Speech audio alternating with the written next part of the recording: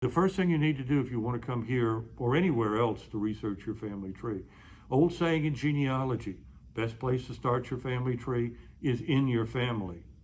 Go and find your Aunt Maud, your Uncle Otto, whatever. Ask them questions. Ask them if they've got Bible records. Ask them if anybody's ever written up the family that they know of. What can they tell you? What was told to them? And gather as much of it as you can. Now, of course, some of the family stories you're going to hear are not going to be true, or they're going to be exaggerated or mixed up, but that's okay too. An old saying among treasure hunters, and that's what we hunt here is treasure.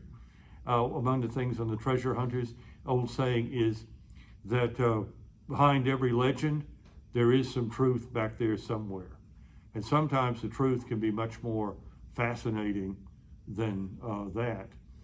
Then what you can do is you can go to a free website called FamilySearch.org. It's put out by the Church of Jesus Christ of Latter-day Saints. And you can put your family in that and see who turns up. And if you're very lucky, maybe you found that somebody's already done it for you, or it can at least point you in the right direction. Maybe you can find some of the people mentioned in the family stories in the census records. Okay, now Ancestry.com is also a very good site. We have it here for free for the public to use.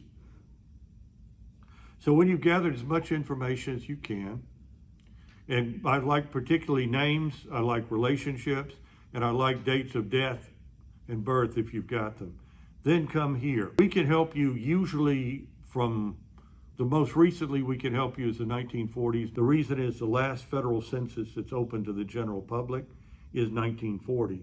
And we can go from that and go backwards, sometimes all the way to 1790 in the federal census records. Census records are the most important genealogical tool because they include everybody: rich man, poor man, beggar man, thief, soldier, sailor, spy, whatever. They'll all be in the federal census records. And once using federal census records, we can tell you where your ancestor was and roughly when he or she was there. Then the world is our oyster. We can show you how to find original records on microfilm, on the internet. We can show you how to go to various genealogical websites. You can even Google your ancestors, and we've got a book on Googling your ancestors to find genealogy that people have put out there.